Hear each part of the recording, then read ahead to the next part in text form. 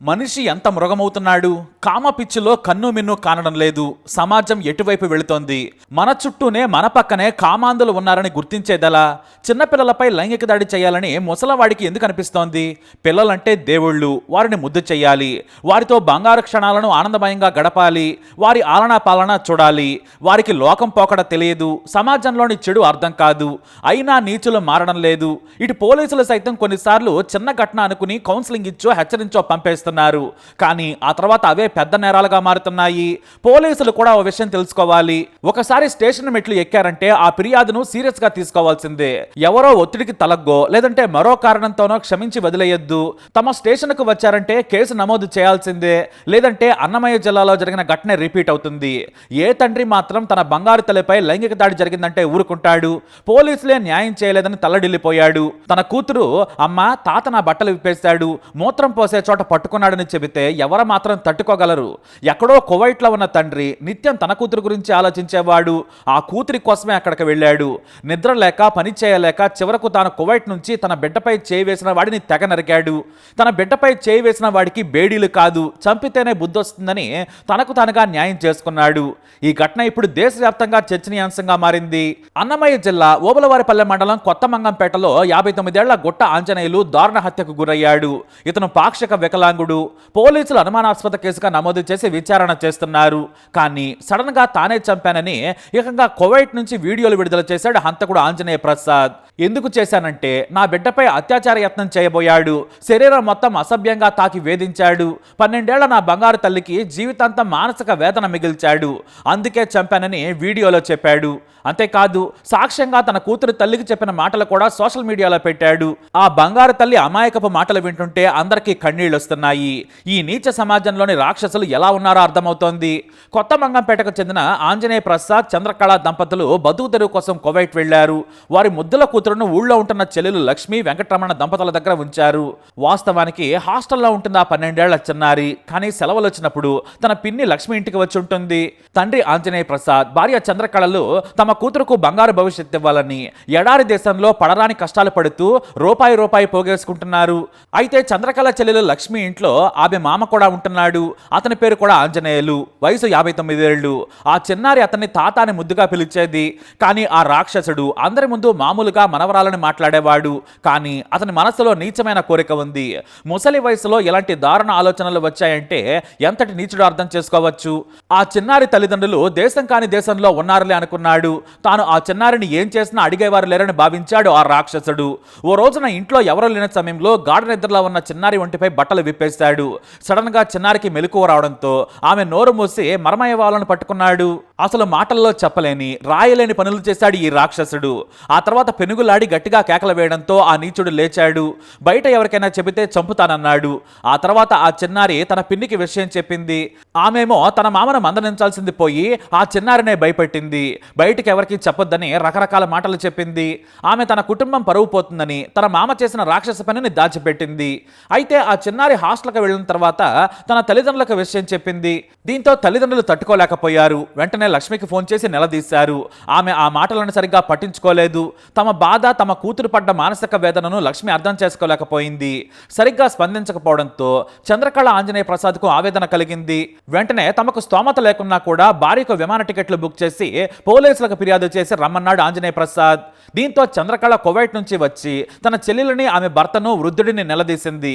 వాళ్ళు దురుసుగా ప్రవర్తించారు. ఇక చేసేది లేక ఆ నీచుడిపై పోలీసులకు ఫిర్యాదు చేసింది. కానీ పోలీసులు ఆ వృద్ధుడిని, ఆ కుటుంబ సభ్యులను పిలిచి మందలించి పంపించేశారు. మరోసారి ఇలాంటి పనులు చేస్తే జైలుకు పంపుతామని పంపించేశారు. అయితే తాను ఫిర్యాదు చేసినా పోలీసులు పట్టించుకోలేదని ఆంజనేయ ప్రసాద్ రగిలిపోయాడు. అంతేకాదు తన చిట్టి తల్లిని ఆ నీచుడు ఏం చేశాడో అడిగి మరీ తల్లి వీడియో రికార్డ్ చేసింది. తాత తన బట్టలు విప్పింది, నోరు మూసింది, శరీరం తడిమింది, మొత్తం చెప్పింది. ఆ వీడియోను కువైట్ వెళ్ళాక భర్తకు చూపించి కన్నీటి పర్యంతమైంది చంద్రకళ. ఇక మనం ఇక్కడ ఉండొద్దు, ఏదో ఒక పని చేసుకుని అక్కడే కూతురు దగ్గర ఉందామని ఏడ్చేసింది. తను ప్రాణంగా చూసుకునే బంగారు తల్లిని ఓ నీచుడు ఏం చేశాడో చూసి తట్టుకోలేకపోయాడు ఆంజనేయ ప్రసాద్. పోలీసులు కూడా న్యాయం చేయలేకపోయారు. నా బిడ్డకు జరిగిన అన్యాయానికి నేనే న్యాయం చేసుకుంటానని చెప్పాడు. దీంతో డిసెంబర్ 6 6న కువైట్ నుంచి సొంతూరుకొచ్చాడు ఆంజనేయ ప్రసాద్. హత్య చేసి కువైట్ కి వెళ్లిపోవాలనుకున్నాడు. విమాన టికెట్లు ఎవ్వరికీ తెలియకుండా బుక్ చేసుకున్నాడు. అయితే ఆ వృద్ధుడు ఇంటి ముందు ఆవరణలో నిద్రిస్తాడని తెలుసు. అతని కొడుకు కోడలు ఇంట్లో పడుకుంటారు. దీంతో చంపడం తేలికని ఐరన్ రాడ్ ను సిద్ధం చేసుకున్నాడు. ఉదయం 3 గంటల సమయంలో ఎవరో చూడకుండా ఊరొచ్చి ఆంజనేయ ప్రసాద్ తన మరదల ఇంట్లోకి వెళ్ళాడు. వృద్ధుడైన ఆంజనేయులు బయట పడుకున్నాడు. గాఢ నిద్రలో ఉన్నాడు. మంచంపై పడుకుంది అతనా కాదా అని కన్ఫర్మ్ చేసుకున్నాడు. జాగ్రత్తగా పరిశీలించాడు. అతనే అని గుర్తించగానే ఒకేసారి గట్టిగా తల మీద ఐరన్ రాడ్తో బాదాడు. అంతే, తల ఛిద్రమైపోయింది. చనిపోయాడని గ్రహించిన ఆంజనేయ ప్రసాద్ వెంటనే అక్కడి నుంచి వెళ్ళిపోయాడు. ఆ తర్వాత ఊరు నుంచి బయటకొచ్చి ఎవరికీ తెలియకుండా కువైట్ వెళ్ళిపోయాడు.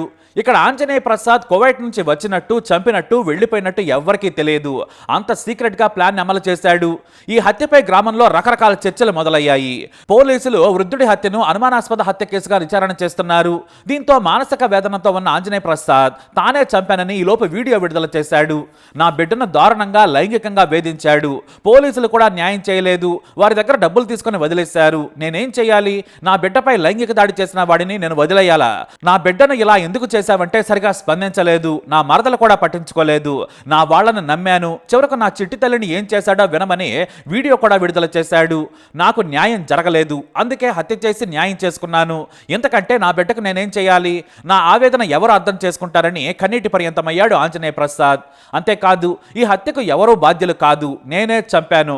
నేనే ఇప్పుడు లొంగిపోతున్నానని పోలీసులకు చెప్పాడు. ఆంజనేయ ప్రసాద్ యూట్యూబర్ కూడా. లక్షల్లో ఫాలోవర్స్ ఉన్నారు. వేర్వేరు అంశాలపై వీడియోలు చేస్తూ మంచి గుర్తింపు తెచ్చుకున్నాడు. అయితే కువైట్ నుంచి వచ్చి ఓబులవారిపల్లెలో పోలీసుల ముందు లొంగిపోయాడు. అయితే చిన్నారి లైంగిక వేధింపుల ఫిర్యాదు వచ్చినా కూడా పోలీసులు పట్టించుకోలేదనే విమర్శలు వ్యక్తమవుతున్నాయి. చిన్నారి స్వయంగా తల్లికి చెప్పిన మాటలు విన్నా కూడా ఎందుకు కేసు పెట్టలేదు? నాడే పోక్సో కేసు పెట్టి జైల్లో పెట్టి ఉంటే ఇప్పుడు ఆంజనేయ ప్రసాద్ హంతకుడు అయ్యేవాడు కాదనే కామెంట్స్ చేస్తున్నారు ప్రజలు. మరోవైపు ఏమాత్రం అనుమానం ఉన్నా కూడా వేధిస్తున్నాడని తెలిసినా ప్రివెంటివ్ కస్టడీలోకి నిందితులను తీసుకోవాలి. దారుణాలు జరగకుండా చూడాలని ఏపీ సీఎం చంద్రబాబు నాయుడు అధికారులకు ఆదేశాలు ఇచ్చారు. కానీ చిన్నారి విషయంలో ఆధారాలున్నా ఎందుకు వదిలేస్తారని విమర్శిస్తున్నారు ప్రజలు. అయితే ఆ చిన్నారి తండ్రి ఆరోపణలో నిజం లేదంటున్నారు ఎస్పీ. పోలీసులకు ఫిర్యాదు చేసినా పట్టించుకోకపోవడం వల్లే చంపానని చెప్పడం తప్పన్నారు ఎస్పీ విద్యాసాగర్ నాయుడు. తమకు రాతపూర్వకంగా ఫిర్యాదు ఇవ్వలేదు. చిన్నారి తల్లి కేవలం మామగారిని హెచ్చరించాలని చెప్పారట. నిజంగా రాతపూర్వక ఫిర్యాదు ఇచ్చి ఉంటే కేసు నమోదు చేస్తాం, కానీ ఆమె చేయలేదు. అందుకే పోలీసులు వార్నింగ్ ఇచ్చి పంపించారని చెప్పారు ఆయన. అంతేకాదు, మృతుడు ఆ చిన్నారిని అసభ్యంగా తాకింది కూడా వాస్తవమే. అతను పాక్షిక వికలాంగుడు. హత్య చేసిన తర్వాత నిందితుడు ఆంజనేయ ప్రసాద్ సానుభూతి కోసం ప్రయత్నిస్తున్నాడని మీడియాకు చెప్పారు ఎస్పీ. అయితే పోక్సో కేసుల్లో తల్లి ఫిర్యాదు చేసినప్పుడు పూర్తి స్థాయిలో విచారణ చేయాలి. మరి కేవలం చిన్నారి తల్లి చెప్పినట్లు విచారణ చేస్తారా? నిందితుడిని వదిలేస్తారా? ఇలానే చేస్తే మరో నేరం చేయడానికి గ్యారంటీ ఏంటి? పోలీస్ మెట్లు ఎక్కినప్పుడు నేరం జరిగింది అని గుర్తించినప్పుడు చర్యలు తీసుకోవాలి కదా అని ప్రజలు ప్రశ్నిస్తున్నారు. అయితే విచారణ అనంతరం పూర్తి వివరాలు తెలుస్తాయని విచారణ అధికారులు అంటున్నారు. ఈ ఘటనలో పోలీసులకు కూడా క్లియర్ గా అర్థమైంది. ఇక నుంచి ఏ కేసు స్టేషన్ కు వచ్చినా సరే, మరీ ముఖ్యంగా చిన్నారులు, మహిళలపై లైంగిక దాడి కేసులపై ఎఫ్ఐఆర్ నమోదు చేసి జైలుకు పంపాల్సిందేనని ఉన్నతాధికారులు ఇప్పటికే ఆదేశాలు ఇచ్చినట్లు తెలుస్తోంది. ఎందుకంటే ఏపీలో వరుస లైంగిక దాడులు, ప్రేమ దాడులు పెరిగిపోయాయి. మరి పోలీసులు కూడా కఠినంగా ఉండాల్సిన అవసరం ఉంది. ఏదేమైనా తన కూతురిపై దాడి చేసిన వాడిని హత్య చేసిన ఆంజనేయ ప్రసాద్ చర్యపై దేశవ్యాప్తంగా ఇప్పుడు చర్చ జరుగుతోంది. కామాంధులకు ఇదే సరైన శిక్ష. మరొకడు చిన్నారులపై చేయి వేయాలంటే ఆ చిన్నారి తండ్రి ముందు గుర్తుకు రావాలి. బిడ్డపై చేయి వేస్తే ఏ తండ్రి ఊరుకోడనే హెచ్చరికలు వెళ్లాయని కొంతమంది కితాబిస్తున్నారు. అయితే హత్యతో చట్టాన్ని చేతుల్లోకి తీసుకుని తానేం సాధించాడు? తన కూతురు అతని గురించి ఏమనుకుంటోంది? తన తండ్రి హంతకుడు అనుకుంటోంది. ఈ ఘటనతో ఆ సంఘటన ఆమె మనసులో జీవితాంతం నాటుకుపోతుంది. ఒకవేళ హత్య చేయకుంటే ఆ చిన్నారి మనసు మర్చిపోయేదేమో.